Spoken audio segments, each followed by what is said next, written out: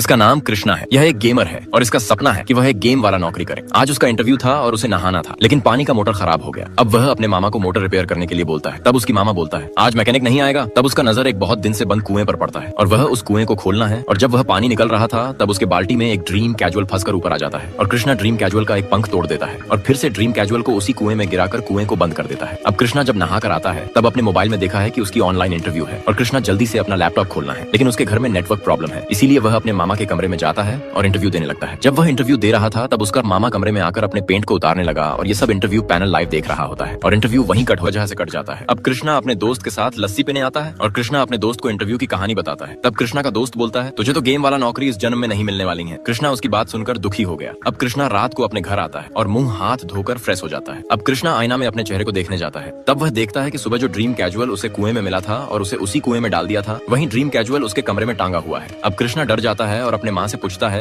कि आपने मेरे कमरे में कुछ टांगा था क्या? तब उसकी माँ बोलती है मैं तेरे कमरे में क्यों कुछ टांगूंगी। अब कृष्णा कुएं के पास जाकर देखता है कि कुएं में ताला लगा हुआ होता है और कृष्णा टॉर्च की मदद से कुएं के अंदर झांक कर देखता है। तभी कुएं के अंदर से अजीब सी आवाजें आने लगी। अब डरावनी आवाजें आने लगती हैं। कृष्णा डर जाता है और वहां से भागकर सीधे घर लौट आता है। घर पहुंचकर वह लैपटॉप ऑन करता है और ड्रीम कैजुअल के बारे में इंटरनेट पर सर्च करने लगता है। तभी उसे एक ओझा का नंबर मिलता है जो भूत प्रेत और काले जादू से जुड़े मामलों को संभालता है। कृष्णा उस नंबर पर कॉल करता है। कॉल रिसीव होते ही वह सारी बात ओझा को बताता है। ओझा ध्यान से सुनता है और फिर कहता है कि पहले उस ड्रीम कैजुअल की फोटो भेजो। कृष्णा फोटो भेज देता है। फोटो देखकर ओझा कहता है कि उस पर काला जादू किया गया है और खतरा बहुत बड़ा है, लेकिन कृष्णा को यह सब बकवास लगता है। वह फोन काट देता है और वापस कंप्यूटर पर पबजी खेलने लग जाता है। खेलते खेलते अचानक सब कुछ धुंधला होने लगता है और कुछ ही देर में कृष्णा एक अजीब सी दुनिया में पहुंच जाता है। अब वह सपनों की एक रहस्यमयी दुनिया में होता है। सामने एक बड़ा और सुनसान राजमहल खड़ा होता है। कृष्णा धीरे धीरे उस महल की ओर बढ़ता है। महल जितना सुंदर बाहर से दिखता है उतना ही डरावना अंदर से महसूस होता है। वह अंदर प्रवेश करता है और सीढ़ियों की तरफ बढ़ता है। हर कदम के साथ डर बढ़ता जाता है। ऊपर पहुंचते ही उसके सामने एक भयानक चीज दिखाई देती है। कृष्णा घबराकर दरवाजे की तरफ दौड़ता है, लेकिन दरवाजा अपने आप बंद हो चुका होता है। अब वह उस डरावने महल में फंस चुका होता है। आगे क्या होता है जानने के लिए चैनल को सब्सक्राइब करना आवश्यक है।